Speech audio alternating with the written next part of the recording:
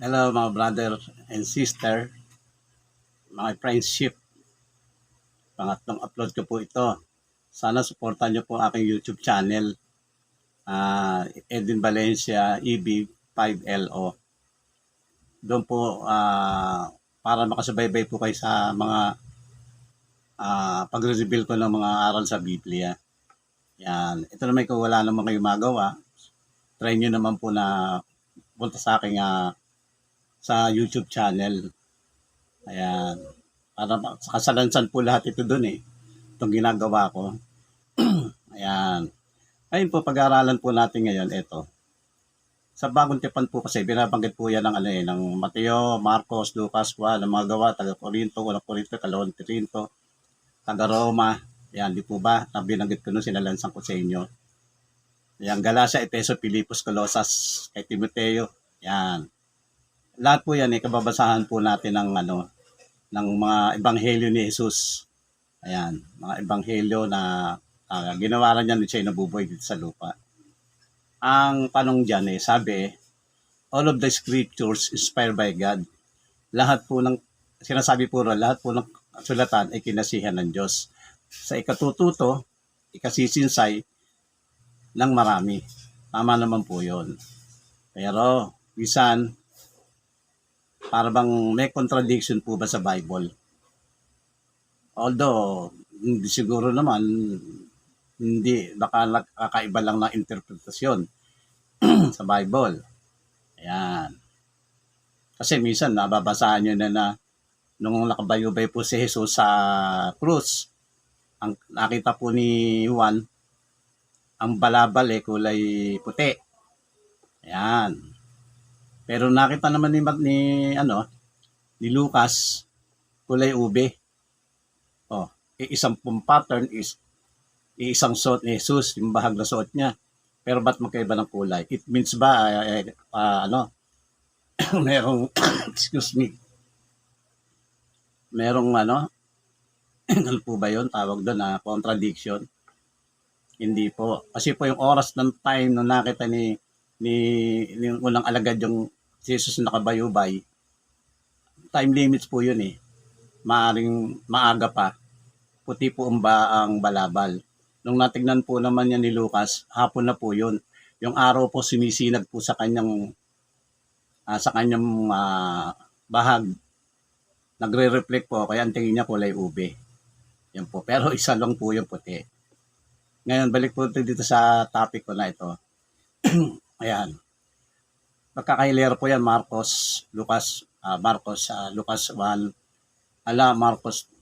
Mateo, Marcos, Lucas. Magkakahilera po yan. Lahat po yan pinaano ng Ebanghelyo ni Jesus. Maniniwala ba kayo sa sasabihin ko? Doon sa tekstong ito po. Ito po. Ayan. Ayan po. Ayan. Maniniwala po ba kayo dyan? Sa teksto niyan, maraming taong namatay. Sumunod na nga, namatay pa. Isipin nyo. Sumunod na, bumasa na, nagsunog na ng kilay, namatay pa. Ayan. Ano kung bakit? Ayan. Sa Biblia po kasi, hindi naman basta sinasabi ko nung ganyan, sinasabi ko, yung symbolical po yan, hindi po yan literal. Meron po yan sa mga footnote. Ito po yung footnote, pakita ko sa inyo. Doon po sa ilalim ng Bible, meron po kayong footnote na mababasa. Ito po. Ito po, ayan. Ayan po yung mga footnote. Ayan. Marunong ba kayong gumamit ng footnote? Ayan. Ayan po, ayan. Yung paggamit po ng footnote, meron po, kung meron po kayong hindi maintindihan sa isang teksto, hahanapin nyo po yun. May footnote po tuto sa teksto. Hahanapin nyo lang po dito sa baba. It means, pag binasa nyo po yun, at binasa nyo to sa footnote, susundan nyo, lalo pong pinagdinilay-nilay sinasabi doon sa teksto na yon. Lalo niya pong pinahaba-haba yung konteksto. na lalo nyo maiintindihan. Yan po paggamit ng footnote. Pero malungkot lang ngayon, ang mga Bible wala ng footnote. Ewan ko bakit no, wala na. Ayan, ito. Babalik tayo sa Marcos, no? Ito po, no? Ayan. Bumasa na nga, namatay pa mga tao. Kasi sa pag-aaral po ng Biblia, kailangan po talaga gagamitan mo ng wastong isip. Kasi po itong Marcos, Kapitulo 1, hanggang ano po ito eh. Yung katapusan po ng Marcos, ito po. Ito po katapusan ng Marcos, oh. Ayan. Sa Marcos po kasi, yung huling verse niya is 16. Ito po, huling verse ng Marcos, ito 16. Ayan po siya. Nakita nyo ba? Ito po. Ayan. Verse niya 16. Nakita nyo po ba? Ayan. Ayan. Yan po yung huling Marcos. Ayan. Kung po tayo talagang bumabasa ng Biblia, yung huling Marcos, verse 16, ang ano to, mula verse 1, kapitulo 16, versikulo 1 hanggang 20 po kung mababasa nyo rito. Ito po tinatawag na versikulo. Ayan. Sa totoo lang po, talagang mga original na salin po ng Bible, lalo sa London Museum, makikita nyo doon sa, ano pa itong tinatawag to? Sa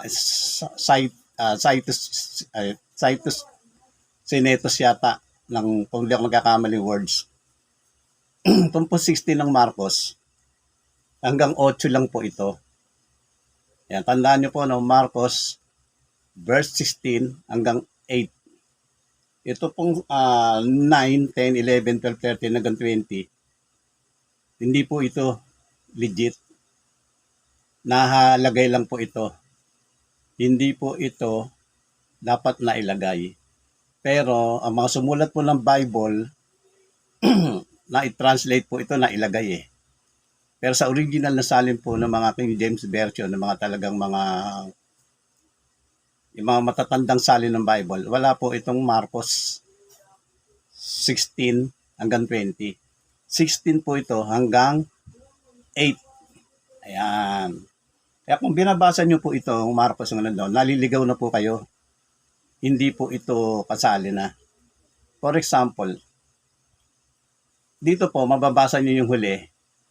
So sa Marcos 17, ang nakalagay po rito yung mababasa. At lalakit ng tandang ito,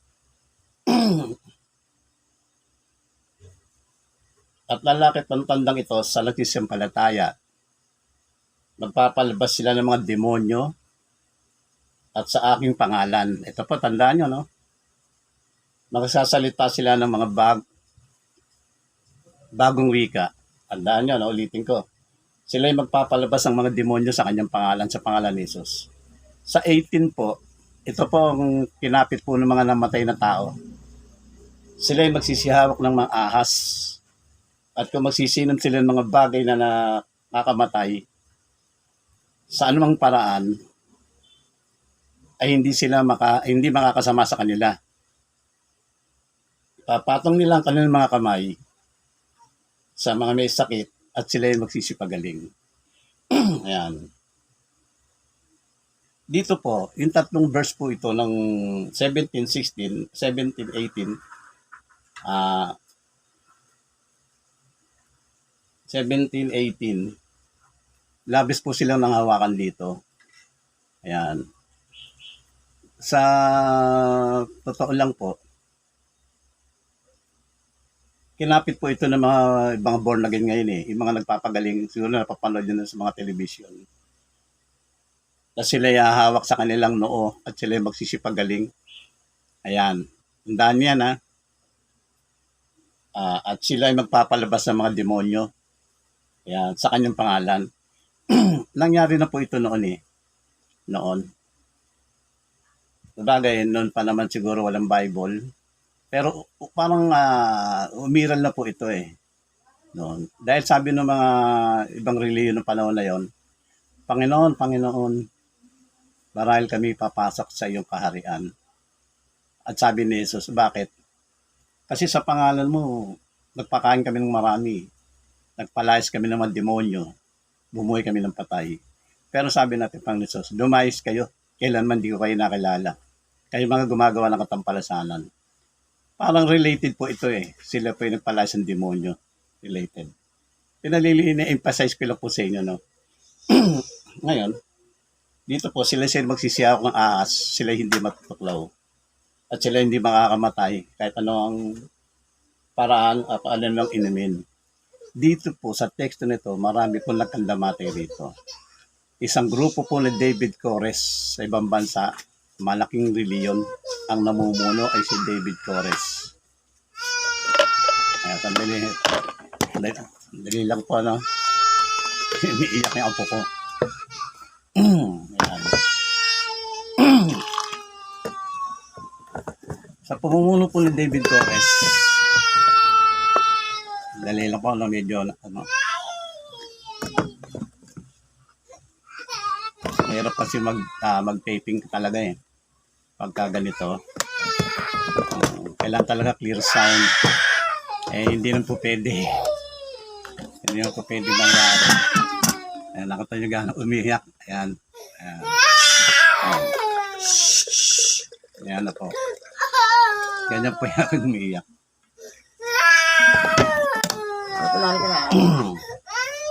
Ayan.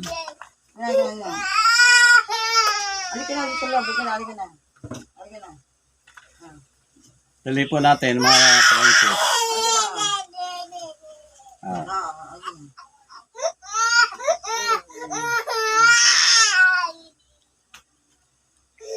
Ito po, yung grupo ni David Kores. Nang hawakan po sila sa teksto na to.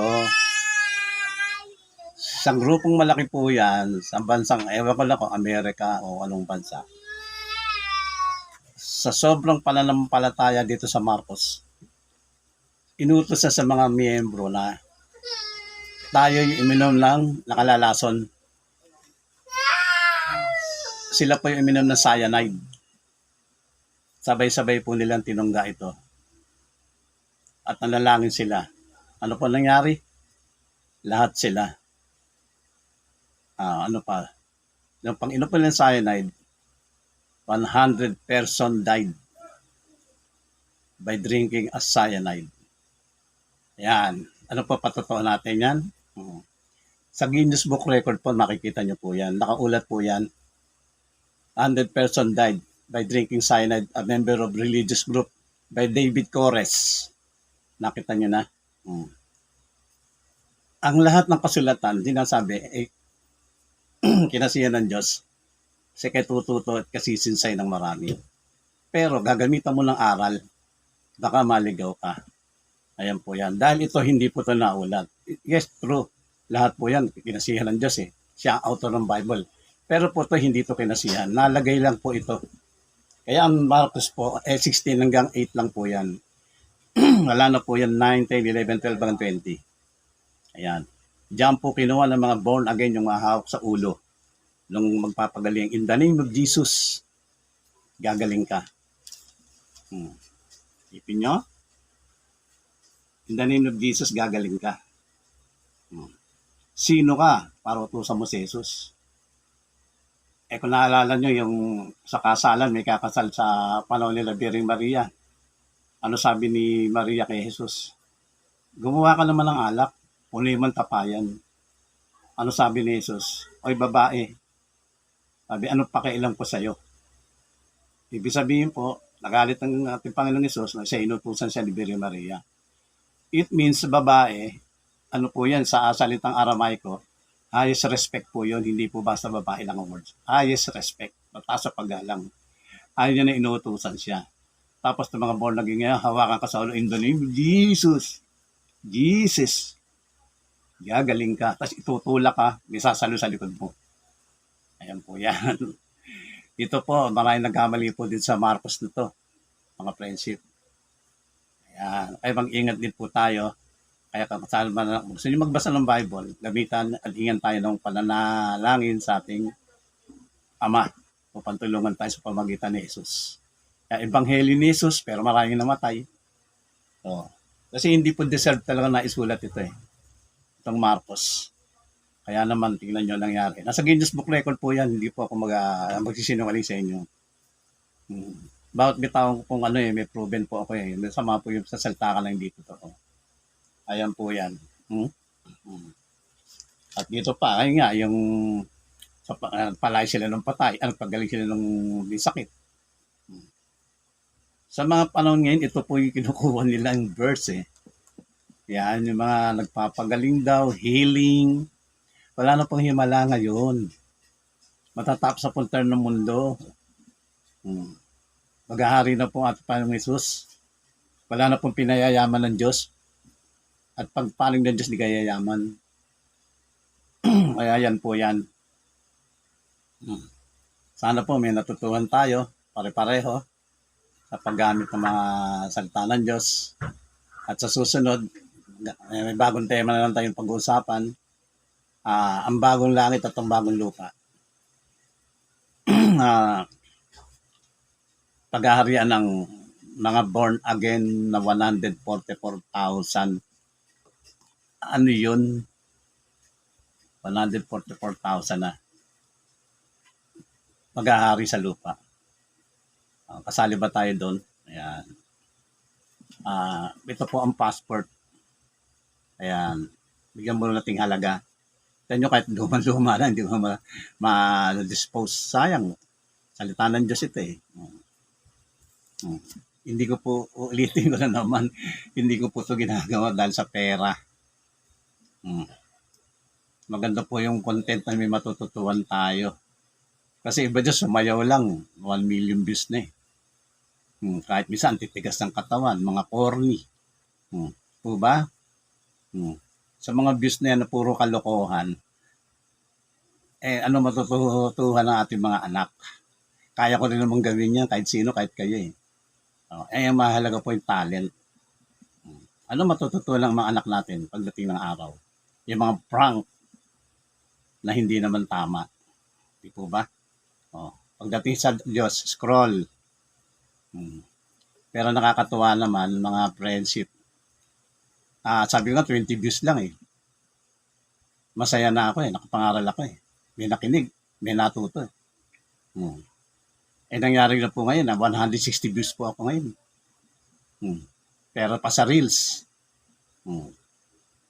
Expected ko 20 lang. Dahil alam ko, pag Bible, ganyan.